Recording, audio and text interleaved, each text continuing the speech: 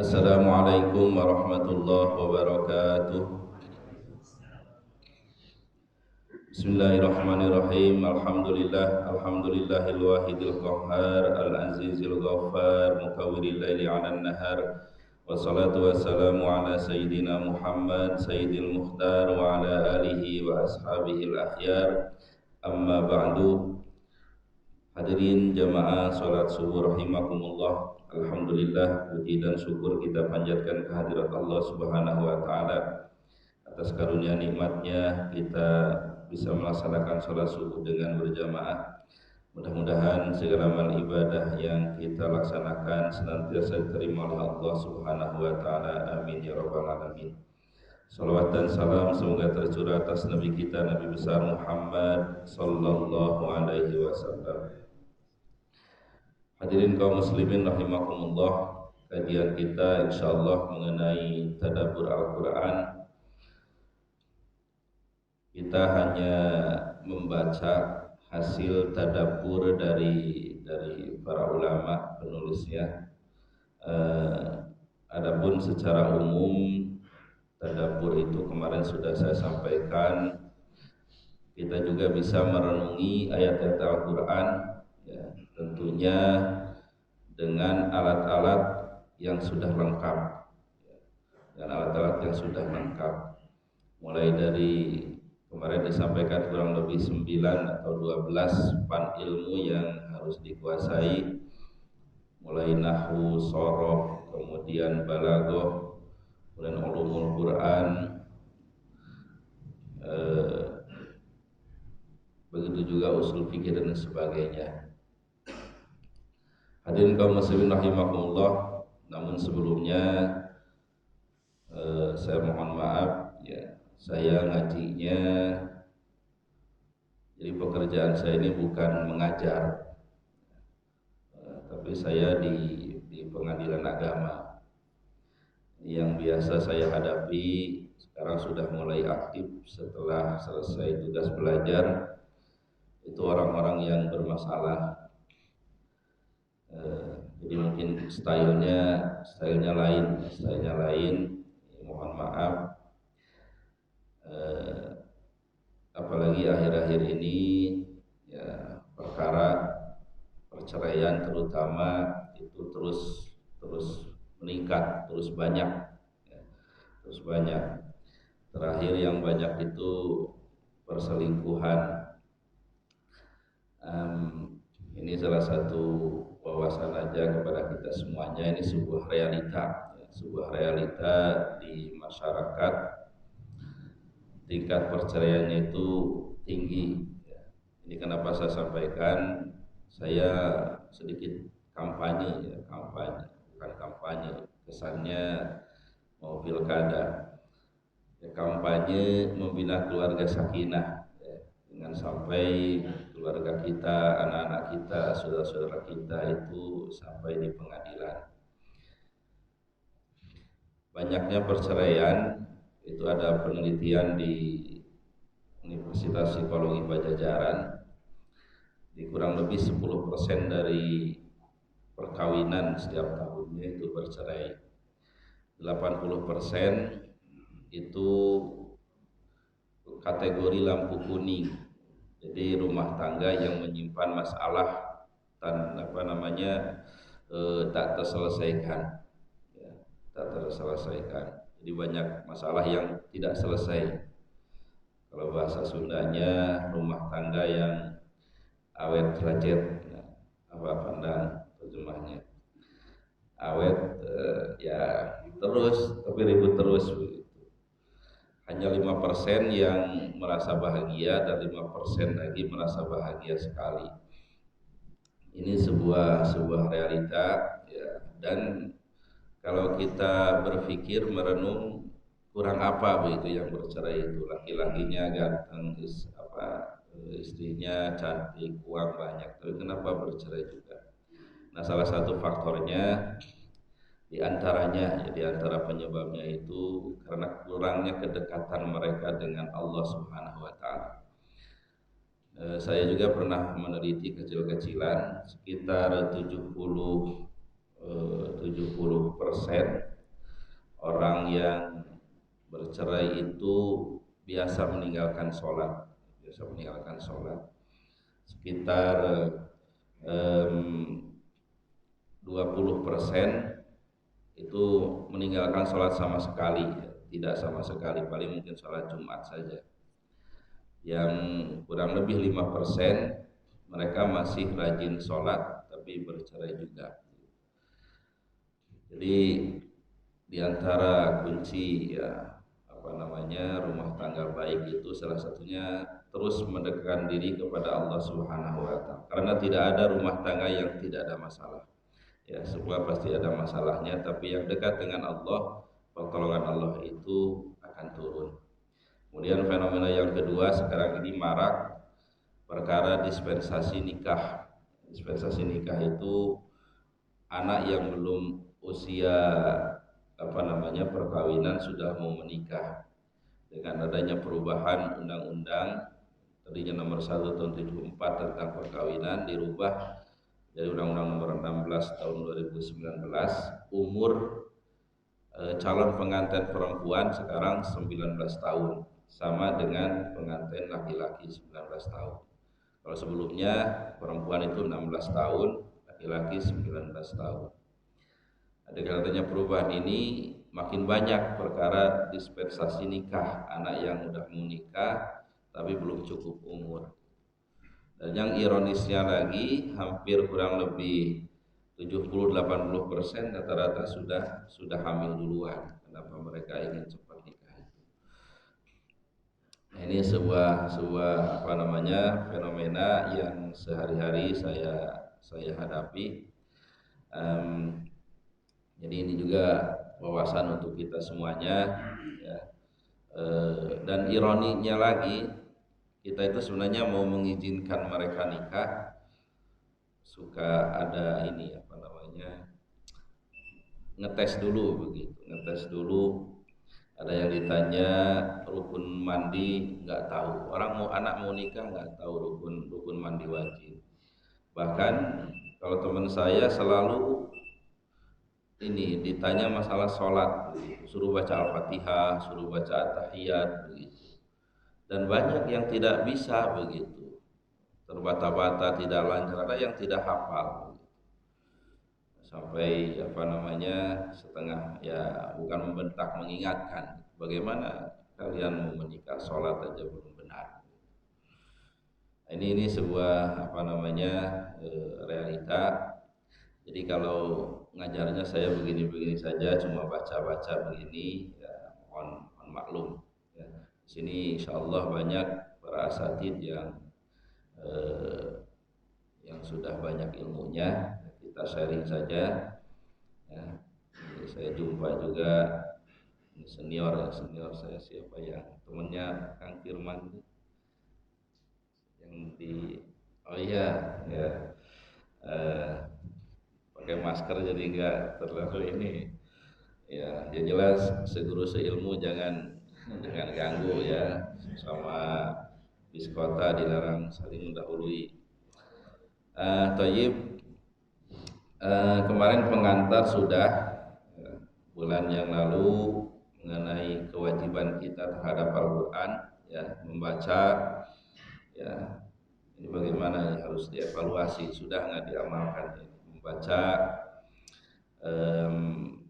idealnya ya, sesuai perintah kepada Abdullah bin Umar, 1 bulan itu selesai tamat Iqra'il Qur'ana fi syahri ya.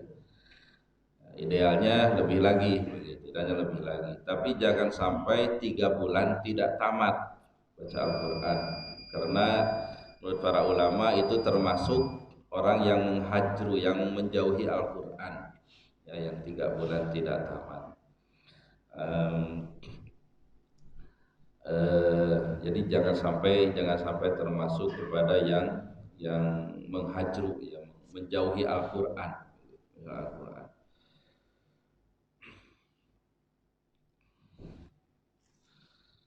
Itu membaca kemudian jangan sampai mencari alasan ya, mencari alibi begitu, kan sunnah katanya ya. sunnah Quran itu.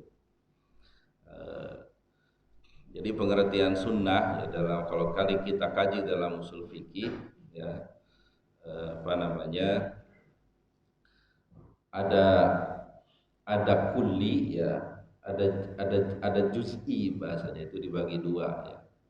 Jadi ada juz'i, ada kulli. Kalau juz'i itu baca Qur'annya itu sendiri.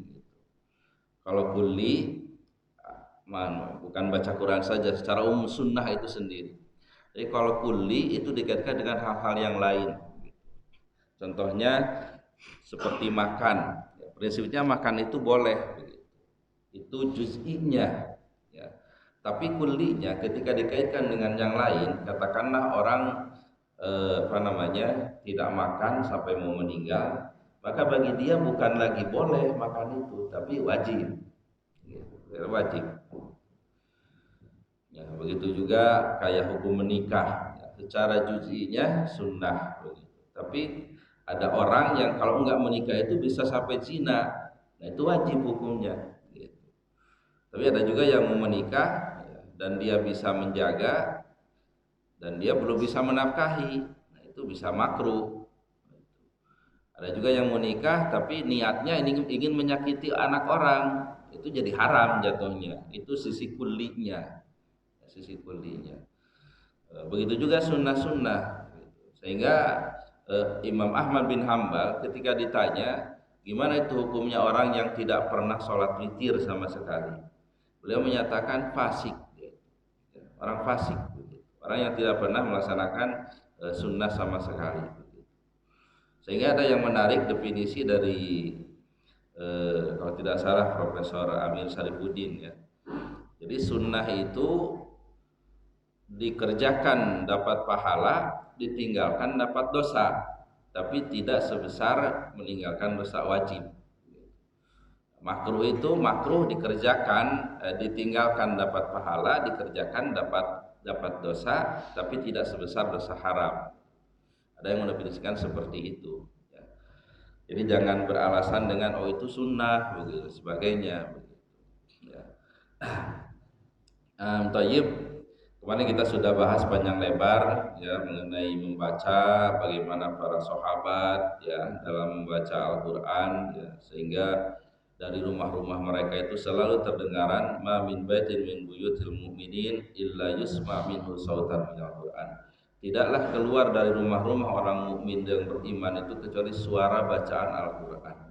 Sehingga sesuai dengan hadis innallaha yarfa'u bihadzal kitabi aqwaman wa yadau akharin. Sungguhnya Allah mengangkat dengan Alkitab Al-Qur'an ini kaum-kaum dan merendahkan yang lain. Jadi orang yang dekat dengan Al-Qur'an, masyarakat yang dekat dengan Al-Qur'an itu akan diangkat derajatnya oleh Allah Subhanahu wa taala. Sebaliknya orang atau masyarakat yang jauh dari Al-Qur'an itu akan direndahkan oleh Allah Subhanahu wa taala. Baik, mengenai kajian kita, mudah-mudahan ini merupakan salah satu bukti cinta kita kepada Al-Qur'an. Mudah-mudahan dengan kajian ini juga harapannya kita lebih meyakini ya, bahwa Al-Qur'an ini kalamullah ya, kalam Allah Subhanahu wa taala yang membuat kita lebih dekat dengan Allah Subhanahu wa taala.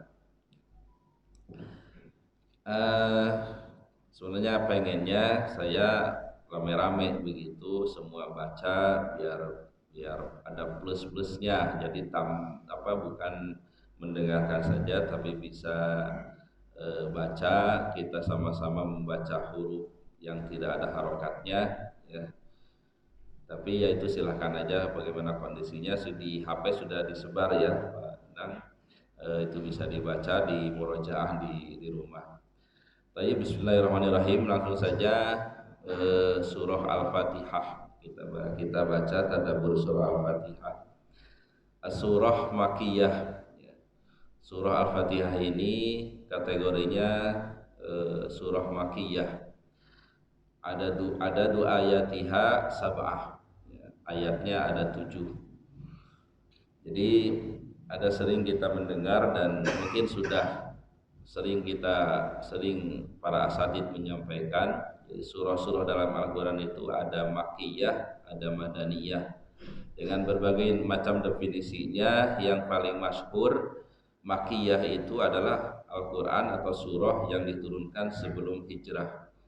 Adapun madaniyah itu surah yang diturunkan setelah hijrah, walaupun diturunkannya di Makkah.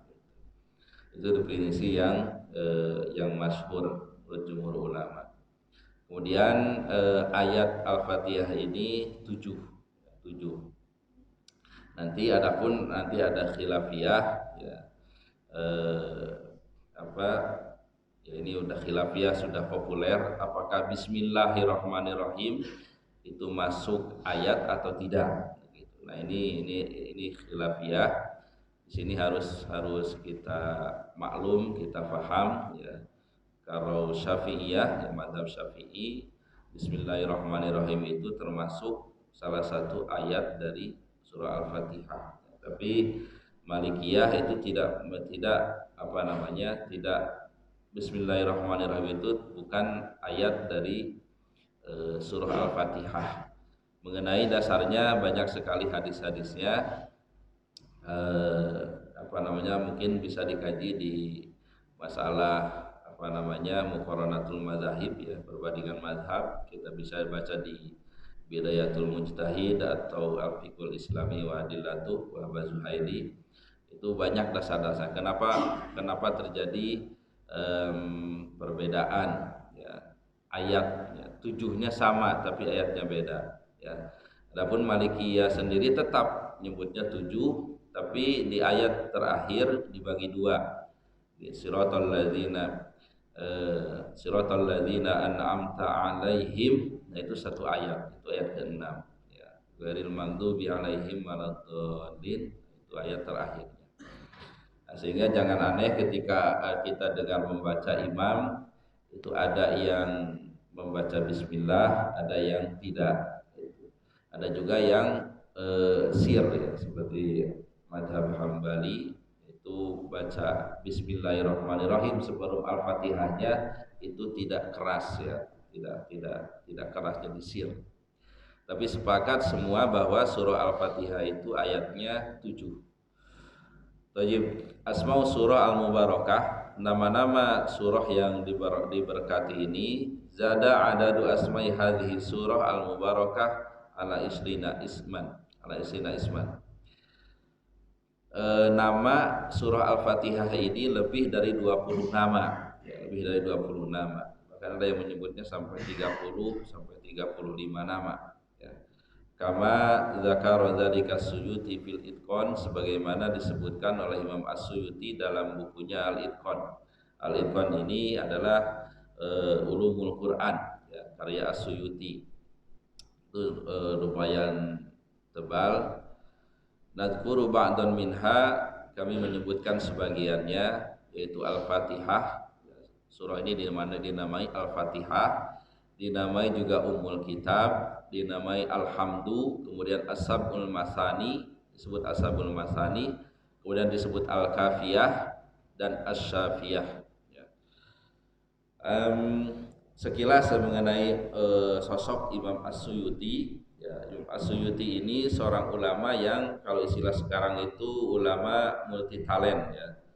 Jadi semua serba bisa ilmunya ya, semua serba bisa. Hampir semua fan keilmuan beliau menulis, kecuali beliau bilang satu yang saya tidak menulis, ilmu matematik ya, ilmu hisab katanya. Itu agak sulit katanya. Jadi kalau kita baca ya mengenai ulumul hadis, Imam As-Suyuti punya nazomnya, nazom As-Suyuti tentang ulumul hadis. Begitu juga ulumul Quran ada Al-Itqan ya. Bahkan ilmu nahwu pun beliau menulis usulin nahwi ya. Begitu juga beliau menulis fan ilmu balaghah, nama kitabnya Uqudul Juman.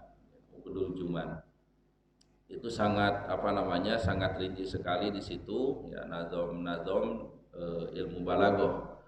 Beliau juga menulis dengan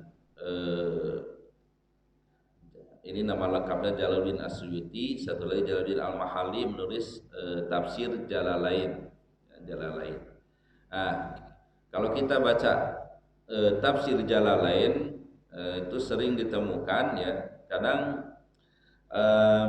ayat ya. Kalau nggak salah kemarin sudah saya sampaikan ya, salah satu contohnya itu tentang biasanya iltifat. Jadi ada bacakan ayat umpamanya wa ma liyala a'budul ladzi fatarani wa ilaihi turja'un. Itu ditulis fiha iltifatun gitu. Fiha iltifatun. Kalau secara letterlock yang tidak tahu ilmu balaghah akan asing dengan bahasa ini. Iltifat itu artinya berpaling.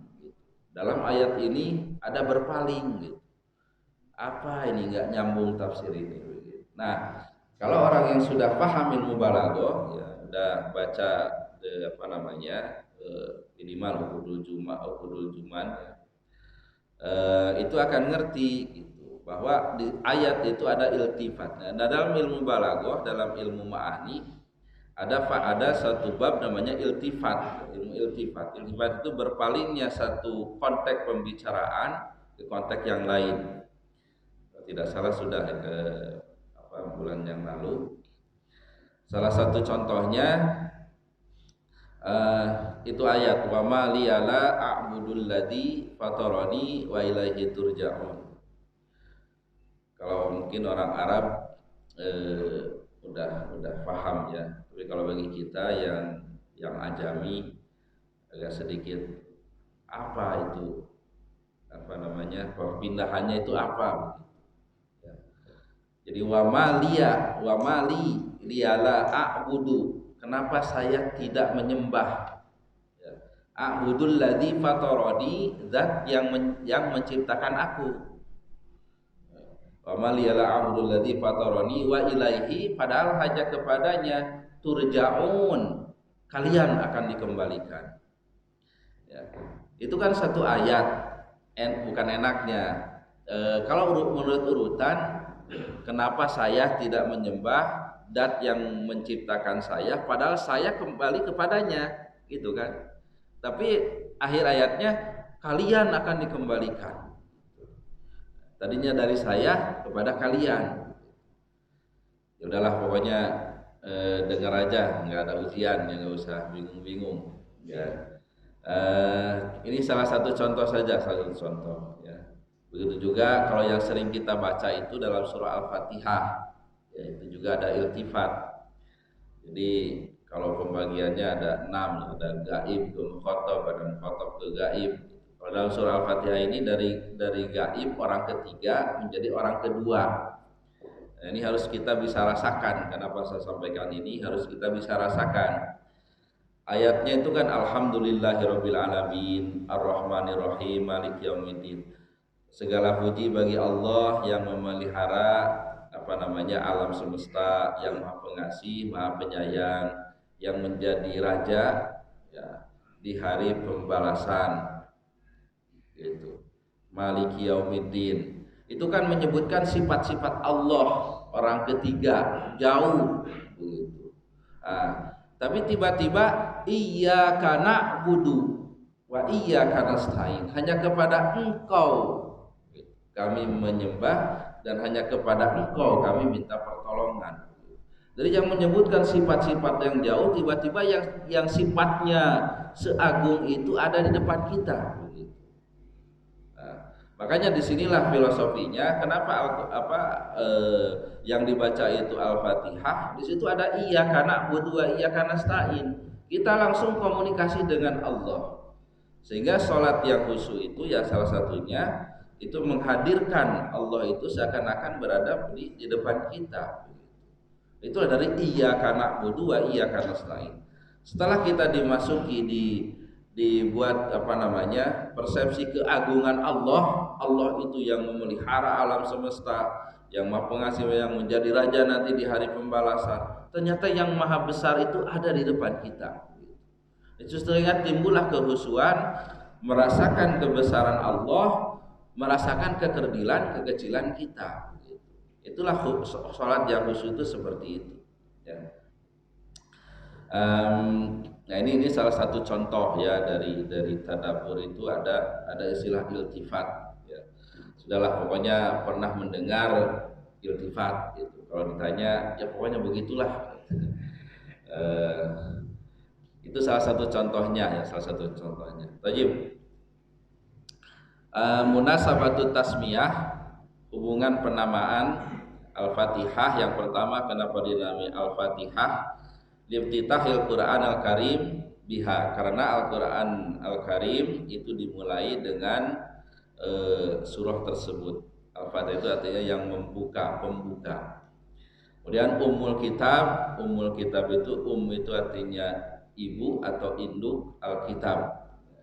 Li'annaha istamalat ala jami maqasididdin, karena Al-Fatihah itu mencakup seluruh maksud agama, tujuan-tujuan dari agama. Bahasan agama itu nanti akan ada pembahasannya. Yang pertama tentang akidah, yang kedua tentang ibadah, kemudian yang ketiga tentang manhaj. Itulah yang ada dalam surah Al-Fatihah. Akidah itu ya keyakinan kita, tauhid kita kepada Allah. Ya alhamdulillahirabbil alamin arrahmanir rahim ya, maliki yaumiddin. Kemudian ibadah iyyaka na'budu wa iyyaka nasta'in ya. Kemudian manhaj ya. Manhaj itu artinya jalan hidup ya, yaitu siratal ladzina an'amta 'alaihim ghairil maghdubi 'alaihim waladdallin. Jalan orang-orang yang telah Engkau beri nikmat kepada mereka ya, bukan yang kau benci dan yang kau yang murkai dan bukan orang yang sesat. Nanti ada bahasannya. Itu manhaj ya, manhaj. Jadi akidah kita ini pokok-pokok agama itu ya, akidah kita harus benar ya. Nanti ada Rabbul Alamin, itu nanti akidah rububiyah harus kita benar ya, kita harus benar. Jadi tauhid ya, ada yang menyebutkan tauhid itu terbagi 4, ada yang membaginya 3 ya. Kita ngambil yang 4 ya, karena 3 ada dalam surah An-Nas tauhid itu. Qul a'udzu birabbin nas, malikin nas, ilahin nas ya. Itu 3. Yang pertama tauhid rububiyah ya, kemudian tauhid uluhiyah, malikin nas tauhid mulkiyah ya, dan yang keempat tauhid asma wa sifat ya. Tauhid rububiyah itu kaitannya dengan mengesahkan Allah, bahwasanya Allah itu yang memelihara, Allah lah yang menciptakan, Allah yang memberi hidup, yang memberi rizki, yang mematikan, yang memberikan madarat, yang memberikan manfaat, itu hanya Allah Subhanahu wa taala. Nah, ketika itu menyimpang, maka itu telah menyalahi tauhid rububiyah. Katakanlah ada keyakinan selain Allah yang memberikan manfaat atau madarat, nah itu menyimpang dari tauhid rububiyah. Umpamanya ada jangan bepergian hari Selasa katanya, suka ada masalah begitu. Itu keyakinan ya. Kalau itu diyakini ya, bahwa hari Selasa itu, ada singkatan Selasa itu selalu salah katanya. Nah itu menyimpang dari tauhid rububiyah, karena meyakini ada selain Allah yang memberikan madarat. Memberikan madarat. Kalau tauhid uluhiyah itu kaitannya dengan penyembahan. Ya, dengan penyembahan kita mengabdi, berdoa itu hanya kepada Allah Subhanahu wa taala. Ya. Nah, orang-orang kafir Quraisy ya, dari tauhid rububiyah itu mereka meyakini Allah begitu, tauhid rububiyahnya. Tapi dari tauhid uluhiyah mereka menyimpang. Ya, mereka menyembah berhala dan sebagainya. Nah, yang ketiga tauhid mulkiyah. Ya, tauhid mulkiyah ini keyakinan bahwa pembuat hukum itu adalah Allah Subhanahu wa taala. Sebaik-baik pembuat hukum dengung. Oh gitu. Ya. Saya pegang atau gini? Ya, bisa di sini. Ya. Tadi mulkiyah ya. Mulkiyah ini kaitannya dengan yang membuat hukum. Jadi al-hakim ya, itu hanya Allah Subhanahu wa taala, dan Allah lah sebaik-baik pembuat hukum. Itu yang harus diyakini, tauhid mulkiyah, tauhid mulkiyah ya.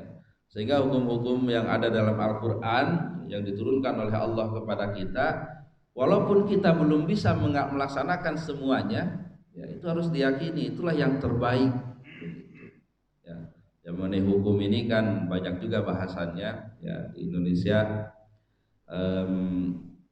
atau secara umum dulu lah. Hukum itu kalau menurut Az-Zarqa ada hukum yang bersifat diyani, ada yang bersifat qadoi namanya. Ya. Diyani itu yang kaitannya dengan hukum kaitannya penghambaan dengan Allah seperti sholat, puasa dan sebagainya. Nah, di Indonesia itu nggak ada masalah, nggak ada masalah. Untuk masalah qadoi, ya qadoi itu hukum yang berkaitan dengan ya antara sesama manusia gitu. Qada ini terbagi dua, ada ahwal sahsiyah secara umum ya.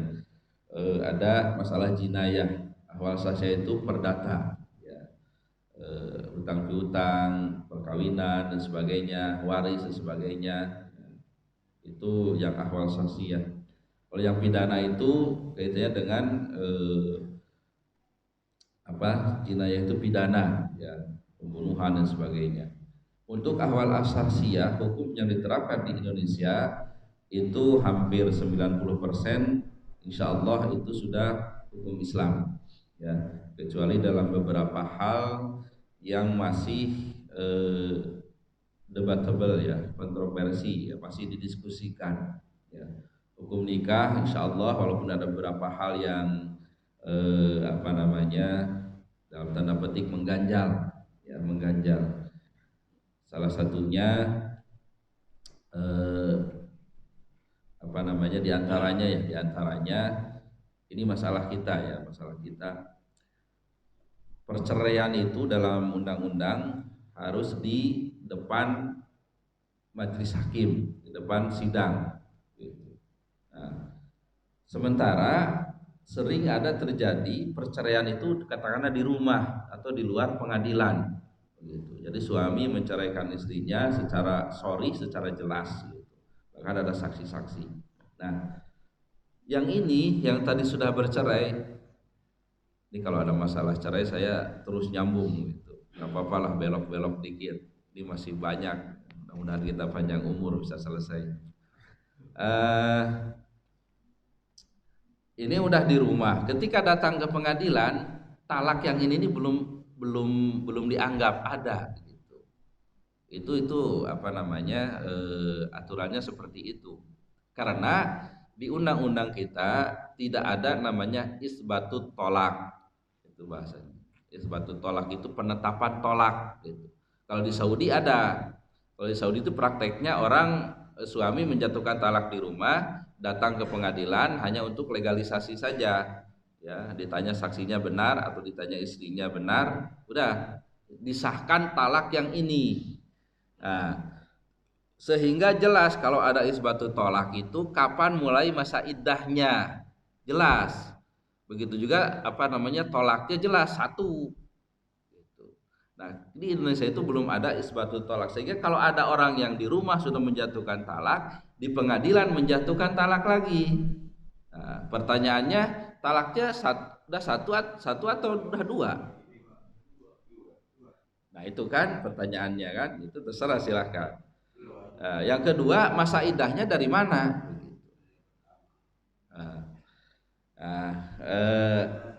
Ini masalah ya, yang bisa menjawab adalah Sultatut Tasri DPR gitu. Yang bisa menjawab itu, karena dengan pembuat undang-undang lah itu bisa ada begitu. Nah, ini masalah yang ada ya, masalah yang ada. Seharusnya ya DPR juga ini sensitif dengan masalah ini. Kemarin perubahan undang-undang itu kirain mau mencantumkan itu, ternyata hanya ya Undang-Undang Nomor 16 2019 itu hanya melaksanakan amanah putusan Mahkamah Konstitusi ya mengenai penambahan umur itu aja ya. Begitu juga masalah poligami ya. Di undang-undang itu untuk bisa berpoligami, ini rahasia bapak-bapak, ada ibu-ibunya juga. Eh, apa namanya, harus ada persetujuan, bahasa itu ada persetujuan dari istri pertama. Kemudian harus ada izin dari pengadilan. Ya, kemudian istrinya itu harus ada sakit atau tidak punya keturunan ya, atau tidak melaksanakan kewajiban sebagai istri. Yang agak susah itu persetujuan ya. Persetujuan ya, persetujuan itu nanti secara tertulis dan lisan ya. Saya sendiri sering memberi izin kepada orang poligami, sayanya sendiri nggak berani. Nah, ketika diskusi saya waktu di Saudi itu, di Indonesia itu mau poligami itu harus ada persetujuan dari istri. Bahasanya apa? Hadza la yuwafiqu syariah, katanya. Itu tidak ada dalam syariah gitu. Mau poligami poligami aja katanya. Nah, kayaknya bapak-bapak sepakat itu ya. Eh, eh, nah, nah itulah yang menjawab nanti apa namanya, yang pembuat undang-undang itu ya. Tapi secara umum yang em, minta izin, karena harus ada izin dari pengadilan ya. Itu memang rata-rata baik ya, mereka apa namanya, ada masalah dalam keluarganya, entah istrinya tidak punya anak atau istrinya sakit gitu. Saya sering apa namanya dapat perkara itu, izin poligami itu biasanya istrinya sakit atau tidak punya anak dan tidak ada masalah begitu. Yang masalah itu poligami tidak sehat ya, nikah aja di luar gitu.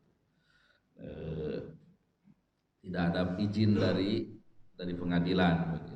Nah, itu poligami tidak sehat dan itu menjadi salah satu penyebab perceraian begitu. Karena kalau udah ketahuan istri kedua udah itu masalah ya, perang dunia ketiga itu.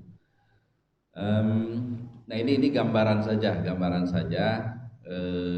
mengenai apa namanya hukum ya, hukum Islam ya, hukum Islam. Apa namanya, yang kedua masalah pidana. Nah, kalau pidana memang di Indonesia ini kita masih ada kitab undang hukum pidana ya. Sekarang pasalnya nambah ya. Kalau tidak salah dari sekitar 500 menjadi sekitar 700-an ya. Jadi lihatnya aja sudah kenyang. Padahal pidana dalam Islam itu hanya 3 ya. Yang pertama kisos, yang kedua hudud, yang ketiga takzir begitu. Itu ringkas sekali begitu, ringkas sekali.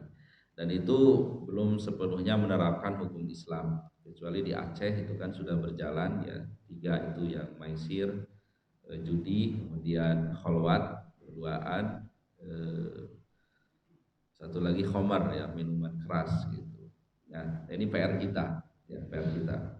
Jadi terlepas dari itu semua, kita yang punya tauhid mulkiyah itu harus meyakini ya, harus meyakini bahwa hukum Allah itulah yang terbaik. Kalau kita bandingkan namanya hukum kisos ya, hukum kisos dengan hukum penjara ya, hukum penjara. Kisos itu bukan berarti harus dibunuh lagi yang pembunuh itu. Kalau seandainya keluarga dari terbunuh itu memaafkan, itu bisa lepas dan diganti dengan denda diat kurang lebih 100 ekor unta ya. Kalau keluarga si terbunuh, si korban memaafkan, itu kisos. Nah, jadi si pembunuh ini ya bebas gitu. Kalaupun seandainya tidak dimaafkan, berarti dihukum ya, dihukum penggal ya. Jadi dalam Islam itu hukumnya dengan pedang ya, apa namanya, kuduk ya, ya dari belakang itu. Itu rupanya filosofinya di sini ini tempat apa, kalau di antara kelemahan manusia ya. Jadi kalau dipukul ini itu pingsan, ya itu pingsan. Jangan dicoba, jangan dipraktekkan. Jadi ketika pedang kena itu pingsan dulu. Jadi sampai sapat tuh putusnya leher ini ya nggak terasa lagi begitu, nggak terasa lagi. Beda dengan tembak jantung begitu masih merasakan sakit begitu. Ya. Nah, ini salah satu filosofinya. Nah, itu selesai. Berarti katakanlah kalau dia punya istri, istrinya menjadi janda, bisa nikah lagi. Ya, itu salah satu contohnya saja. Nah, coba sekarang kalau hukumnya penjara seumur hidup umpamanya begitu. Nah, gimana istrinya? Disebut punya suami, nggak ada suaminya. Disebut bercerai, suaminya masih ada. Gitu. Nah, ini salah satu masalah, ya. Belum lagi keterkukungan di penjara, ya, di penjara. Apa namanya, banyak masalah-masalah ya di penjara ini, ya. Karena banyak kebutuhan yang bersifat manusiawi, biologis itu tidak tersalurkan sehingga banyak menimbulkan masalah. Jadi kalau dalam Islam sudah gitu. Bahkan sebenarnya kalau seandainya tidak perlu ditahan seorang terpidana atau tersangka, dia dilepas begitu. Kayak di Aceh itu yang main judi apa itu, kalau diadili jadi mahkamah syariah itu dilepas saja. Sehingga orang non muslim pun lebih kan ada dua, ada pengadilan negeri sama mahkamah syariah. Ya, pengadilan apa yang kena itu lebih memilih mahkamah syariah daripada pengadilan negeri, karena di pengadilan negeri itu ditahan. Di sini pokoknya waktu sidang hadir, sehingga dia bisa kerja, bisa jualan dan sebagainya. Kecuali ada beberapa yang tersangka itu memang kalau dia tidak ditahan, dikhawatirkan melarikan diri dan sebagainya, itu lain cerita. Tapi prinsipnya hukum Islam itu seperti itu. Jadi itu harus kita yakini ya, dengan dan bahasa itu bukan yang bunuh itu harus dibunuh, tapi bahasanya itu kisos. Sehingga ayatnya itu walakum fil kisosi hayatun, bahasanya itu. Dan bagi ke dalam kisos itu bagi kalian ada kehidupan gitu. Nah, sebenarnya di zaman jahiliyah ada juga yang membunuh itu hukum bunuh lagi. Ada bahasa Arabnya itu al-qatlu anfa lil qatli, bahasanya. Membunuh yang pembunuh itu akan menghilangkan pembunuhan, itu bahasanya. Jadi selalu yang membunuh itu dibunuh lagi supaya yang berniat membunuh itu takut begitu. Jadi dalam Islam itu kisos bahasanya, artinya tidak mesti dibunuh lagi kalau keluarga yang yang korban itu memaafkan, itu bisa lepas. Bahkan di Saudi yang mempraktekkan itu ada tim ya dari pengadilan itu yang melobi keluarga korban gitu, yang melobi supaya dimaafkan gitu. Bahkan sampai gubernur pun turun untuk ke keluarga korban itu supaya bisa memaafkan. Itu prinsip Islam melestarikan kehidupan begitu, kehidupan ya. Jadi hukum dalam teks itu memang harus menakutkan gitu, harus menakutkan. Jadi ada hukum itu hukum finnas ya dalam teks, ada hukum dalam mahkamah, dalam itu keadilan, sehingga terpidana apapun dia berhak jawab gitu. Adapun dalam tatbik, dalam putusan itu lebih kepada islah atau bahasanya itu pemaafan gitu. Jadi yang lebih maslahat itu apa begitu bagi masyarakat atau bagi terpidana itu. Mungkin kalau terpidana memang orang jahat yang nggak bisa dilakukan, ya mungkin hukum bunuh itu lebih maslahat. Thayyib, itu tauhid mulkiyah ya, harus kita yakini itu. Nah, bagaimana kita ada ayat wa man lam yahkum bima anzalallah faulaika humul kafirun kan. Siapa yang tidak berhukum dengan hukum Allah maka dia kafir gitu. Sementara Allah menurunkan hukum kisos, di Indonesia belum. Nah, ini banyak yang menafsirkan tentang ayat ini ya, dan banyak juga yang menafsirkan dalam tanda petik keliru begitu. Di antaranya penafsiran dari Ali As-Sais itu, jadi yang siapa yang man jahada biqalbihi wa ankara bilisani fahuwa minhum. Jadi seperti itulah kata-katanya. Siapa yang ingkar dengan hati, ya jahada itu ingkarnya dengan hati dan dengan lisan, maka itulah orang yang termasuk kafir itu, yang mengingkari hukum Allah secara hati dan lisan, itulah yang masuk kafir itu. Tapi yang tidak ingkar, walaupun tidak belum bisa melaksanakan, tidak termasuk itu. Gitu. Nah, ada juga yang memahami ya, pokoknya yang karena pemerintah kita tidak melaksanakan hukum Islam, maka itu kafir, togut, harus diperangi. Begitu. Makanya ada jangan aneh kalau ada kelompok radikal itu, ya nanti backgroundnya itu adalah kalau bilang sejarah khawarij, khawarij yang berlebihan, begitu, berlebihan. Padahal nanti ada juga dalam pembahasan tentang wa man lam yahkum bima anzalallah faulaika humul kafirun. Itu benar, itu teksnya sebetulnya kafir. Cuma kafir itu ada kafir yang bahasanya itu yang kabir ya, yang besar, ada yang kecil begitu.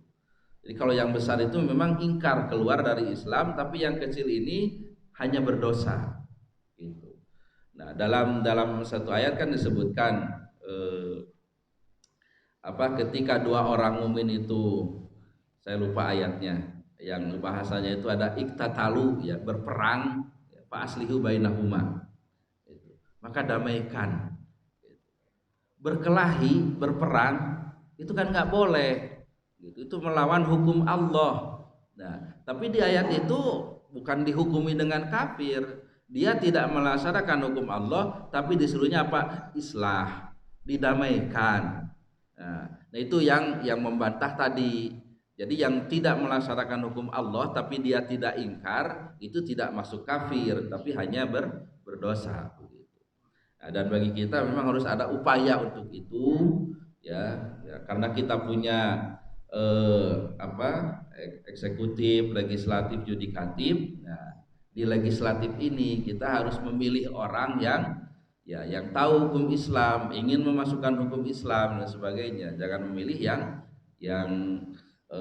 yang tidak concern dengan hukum Islam. Karena itu akan ditanya begitu. Sejauh mana kita membela hukum Allah itu, sejauh mana begitu. Jadi tidak salah orang yang bilang nyoblos hanya beberapa detik itu tanggung jawabnya sampai akhirat nanti begitu. Karena ada kaitannya dengan nanti sultan tasriyah yang menurunkan, yang menerbitkan hukum-hukum, apakah berpihak kepada hukum Allah atau tidak. Nah, ini tauhid mulkiyah. Yang keempat ada tauhid asma wa sifat. Yaitu contohnya Ar-Rahmanir tauhid asma wa sifat itu bahwa sifat Allah itu tidak ada yang sama, hanya satu, Allah saja yang punya begitu. Jadi kalau Allah itu maha pengasih, mungkin manusia juga ada maha pengasih, tapi tidak sama maha pengasihnya Allah dengan manusia. Ya, laisa kamislihi syai'un. Ya, tidak ada yang sama dengan Allah Subhanahu Wa Taala.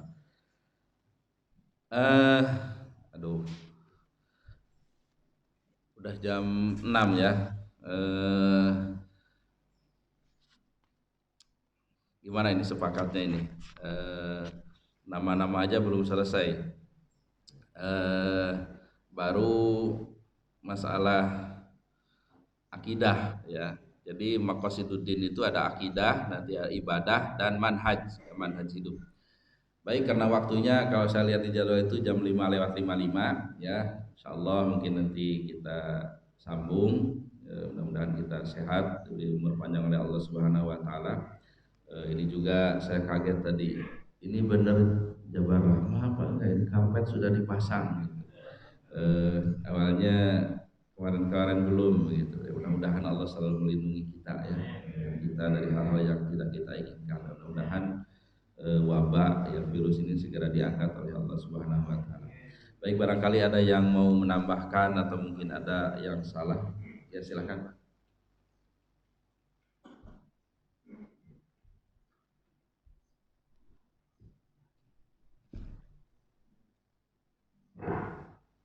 Assalamualaikum warahmatullahi wabarakatuh. Terima kasih Ustaz bahwa tentang Al-Fatihah ini tadi telah kita bahas.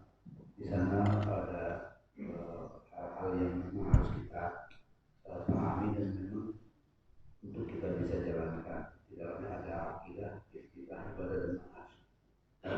Di tentang akidah sendiri. Nah, ada yang mengatakan bahwa membaca Al-Fatihah itu wajib dalam sholat. dan salah satu mi'rajnya manusia itu kepada Allah di dalam sholat. Pertanyaan saya, ketika orang sholat itu kan wajib, Ustaz. Apakah ketika ada suara lain atau mengganggu lain itu, yang mana yang harus didahulukan kalau kita melakukan sholat itu wajib, sesuatu membaca Quran atau sunnah dan sama-sama kelas, mana yang harus didahulukan? Bolehkah kita mengganggu orang itu di sholat? Kalau dia merasa terganggu, apa hukumnya?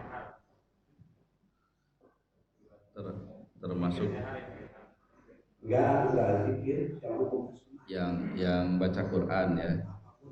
Quran, zikir, gimana itu? Ya. Orang dia lagi sholat wajib. Jadi itu ada hukum hukum baca Al-Quran dekat dengan yang sholat. Untuk teks hadisnya saya lupa, tapi Rasul pernah melarang orang yang baca Quran di dekat dengan orang yang sholat. Jadi hukumnya tidak boleh, ya, tidak boleh. Begitu juga yang ketika ada yang tidur, begitu ada yang tidur. Gitu. Jadi kalaupun baca Al-Quran itu tempat yang memang orang lain tidak terganggu, ya, tidak terganggu. Bahkan ada juga kan yang kontroversi itu bacaan Al-Quran di menara masjid ketika Ramadan dan sebagainya. Ada beberapa fatwa MUI daerah seperti Madura dan sebagainya itu melarang, fatwa MUI-nya itu. Bukan masalah kebisingannya, karena orang itu kepada kewajiban ketika mendengar Al-Quran, faiza quri Al-Quran fastami'u lahu wa ansitu. Nah, lalakum turun. Itu kan kewajibannya harus mendengar dan ansit begitu. Ansit itu betul-betul bahasa Sundanya itu ngaregep tuh. Ya mendengarnya itu penuh perhatian begitu. Menyimak dengan baik ketika dibacakan Al-Qur'an itu kewajibannya.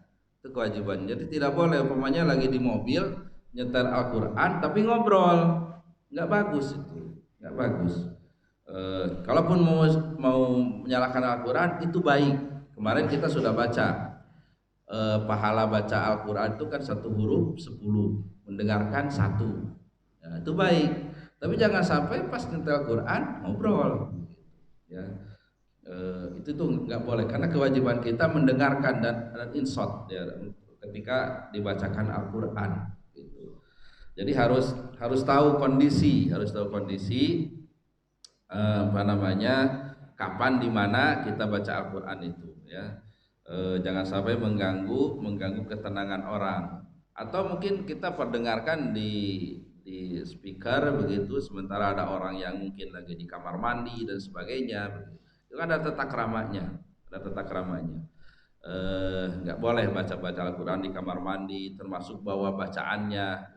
Termasuk ada fatwa kan sekarang baca Quran itu tidak hanya di mushaf, bisa juga di handphone begitu. Ini bagaimana di handphone ada Qurannya, kita mau masuk kamar mandi bawa handphone begitu. Nah itu fatwanya selama Al-Qurannya ini tidak dibuka, ya, aplikasinya itu boleh, ya, boleh bawa handphone yang ada Al-Qurannya gitu.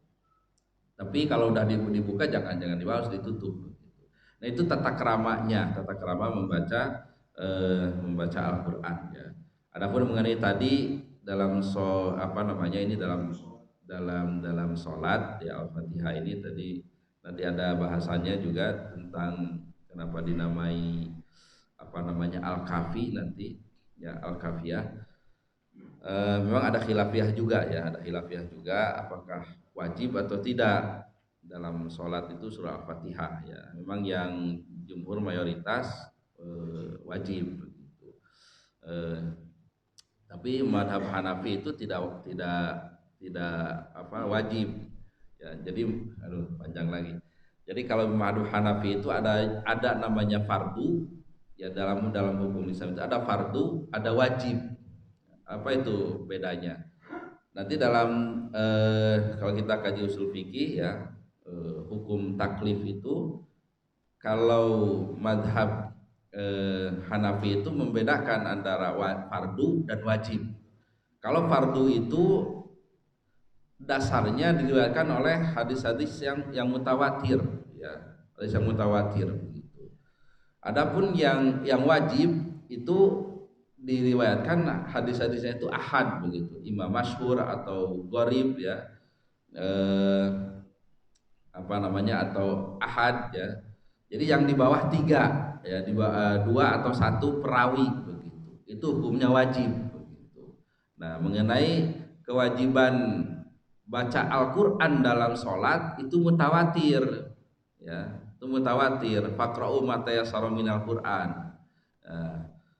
Tapi kalau yang mengenai Al-Fatihah tidak mutawatir sehingga menyebutnya wajib begitu. Nanti ada implikasinya di beberapa yang terutama rakaat pertama dan kedua ketika berjamaah yang jahar itu ada yang tidak baca Al-Fatihah lagi. Ya, ada yang tidak baca Al-Fatihah lagi kecuali rakaat ketiga dan keempat atau setelah tahiyat awal. Ini perbedaan harus kita mafhumi, kita bijaksana dalam hal ini, ya, karena ada perbedaan itu, ya. Begitu juga nanti kalau tadi hukum taklif itu kalau Hanafi itu ada makruh, itu ada makruh tanzih, makruh tahrim gitu. Makruh yang arahnya haram, ada yang tanzih. Tanzih itu hanya nazah itu bersih begitu, hanya membersihkan aja gitu, hanya biasalah. Nah, dalam madzhab Syafi'i sendiri, ya, pendapat Syafi'i sendiri, hukum taklif itu ada namanya khilaful aula tambahannya itu. Jadi bukan wajib, sunnah, mubah, makruh, halal, tapi ada khilaful aula, menyalahi keutamaan, ya, menyalahi keutamaan. Khilaful aula itu umpamanya, nanti ini kaitannya nanti lagi, seperti setelah sholat umpamanya ada yang membiasakan salaman begitu. Nah, itu kan salaman sendiri ada hadisnya, hadis yang bersifat umum. Tapi setelah sholat itu tidak ada dasarnya gitu. Nah, makanya ada sebagian yang menyebutnya bid'ah, ya, bid'ah idhofiyah namanya. Tapi ada yang menyebutkan itu termasuk sunnah katanya. Itu khilafiyah, harus kita mafhumi. Nah, tapi secara umum karena tidak ada dasar yang pokok, itu khilaful aula, menyalahi keutamaan. Utamanya baca dzikir, ini salaman. Bukan nggak boleh begitu. Karena ada dia yang mempertahankan kan, salaman setelah salam coba mau jungkir, mau kentut, mau apa, boleh nggak? Gitu kan? Sampai gitu boleh. Apalagi salaman, katanya gitu. Nah, masalahnya kan bukan di situ, ya. Itu yang ngotot-ngototan itu. Ya, karena tidak ada hadisnya itu. Ini yang jadi masalah di situnya, bukan boleh nggak bolehnya. Nah, yang menengah itu benar Imam Syafi'i jadi khilaful aula bahasanya. Adapun yang berpendapat itu termasuk keumuman hadis musafahah, yaitu silakan. Yang jelas nggak boleh ngotot-ngototan seperti tadi. Ya. Barangkali masih ada atau sudah cukup? Oh iya, silakan Pak. Jangan susah-susah nanyanya ya. Waalaikumsalam. Terima kasih atas kesempatan yang diberikan kepada kami. Syurga Fatihah selain menurut Quran, ada beberapa pendapat ulama yang mengatakan bahwa Syurga Fatihah itu ada hak Allah dan hak manusia. Pertanyaannya singkat sekali, mohon batasan-batasan mana yang hak Allah dan hak manusia. Terima kasih. Wabillahi taufiq wal hidayah. Assalamualaikum warahmatullahi wabarakatuh. Waalaikumsalam. Sebenarnya ada bahasanya nanti, belum sampai. Jadi Sab'ul Masani, nanti ada nama Al-Fatihah itu Sab'ul Masani, ya. Sab'ul Masani itu pengertiannya 7 ayat yang diulang-ulang dalam sholat. Ada yang mengartikan 7 ayat yang dibagi 2, ya, yang satu hak Allah, satu hak manusia. Hak Allahnya itu dari alhamdulillah dulu sampai iyyaka na'budu. Nah, itu. Adapun wa iyyaka nasta'in dan seterusnya itu kan nanti dalam keutamaan Al-Fatihah itu salah satu hanya surah Al-Fatihah yang langsung dapat jawaban dari Allah. Ya, hadisnya sahih itu kan. Ketika baca alhamdulillahirabbil alamin, Allah menjawab hamidani abdi. Ar-Rahmanir Rahim asara alayya abdi. Maliki yaumiddin majjadani abdi. Iyyaka na'budu wa iyyaka nasta'in. Hadza baini wa baina abdi wali abdi masa'al gitu. Nah itu jadi ada dari untuk Allah ya disembah, manusia minta pertolongan gitu. Jadi hak Allahnya disembah, manusia dapat pertolongan. Nanti ada kaitannya dengan bagaimana supaya dapat pertolongan Allah, menyembah dengan baik. Dari iyyaka na'budu wa iyyaka nasta'in itu ya. Jadi itu gambaran ininya, gambaran ringkasnya seperti itu. Insya Allah nanti ada bahasannya.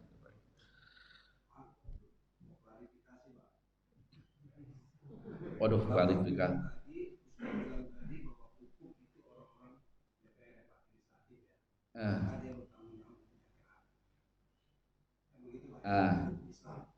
Mereka itu mayoritas Islam semua.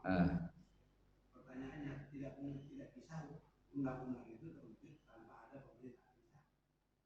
Jadi harus dua. Jadi DPR dan pemerintah, bukan DPR saja. Iya. Undang-undang itu tidak bisa dibentuk tanpa ada pemerintah. Ya. Walaupun yang mengusulkan DPR, Iya. Ya, kita menganut asas trias politika Montesquieu ya. Kalau ada eksekutif, kalau bahasa Arabnya itu sultoh tanfiziyah, ada legislatif atau sultoh tasriyah, ada yudikatif, sultoh qadoiyah. Ya, sebenarnya bukan hanya dua itu saja, tiga-tiganya gitu, tiga-tiganya. Cuma maksudnya yang paling berperan, yang mengetok palu untuk undang-undang, ini kata ngetok pintu, ya DPR itu, gitu. Dan biasanya yang jadi pemerintah kan mayoritas dari DPR juga, gitu. Termasuk juga yudikatif, ya. Saya di bawah yudikatif. Memang kalau itu pelaksana, ada undang-undang nggak dilaksanakan nggak jadi juga begitu. Ya, tapi yudikatif ini lebih kepada corong undang-undang gitu, corong undang-undang saja. Jadi ketika ada undang-undangnya kita nggak bisa berbuat apa-apa ya. Jadi sebenarnya ada salah satu contoh sebenarnya agak tapi panjang juga mengenai waris ya. Sampai bingung saya itu. Jadi waris itu ada di Indonesia, kompilasi ada namanya ahli waris pengganti gitu. Jadi kalau kakeknya masih ada, bapaknya udah meninggal, cucunya masih ada. Nah, ketika kakeknya ini meninggal, di hukum kompilasi hukum Islam, si anak ini naik kedudukannya menjadi si ayahnya. Kalau dalam fikih Islam, anak ini terhijab oleh saudara ayahnya, gitu. Nah, itu bingung juga itulah resiko karena memang di DPR-nya ini nggak responsif dengan masalah itu, gitu. Ya memang kolaborasi semuanya. Jadi yang bertanggung jawab ya mungkin istilahnya yang paling bertanggung jawab ya DPR itu, gitu. Karena kan biasanya pemerintah itu konsep terjun ke DPR begitu kan. Ya DPR kan diolah lagi. Diolah lagi gitu kan. Ada timnya. Ya. Jadi intinya siapa saja yang terlibat dengan pembuatan itu, undang-undang itu, ya itulah yang bertanggung jawab. Ya, intinya seperti itu. Baik, kalau tidak ada, mudah-mudahan ada manfaatnya. Mohon maaf atas segala kekurangannya. Terakhir kita manfaatkan waktu baik kita ini setelah subuh kita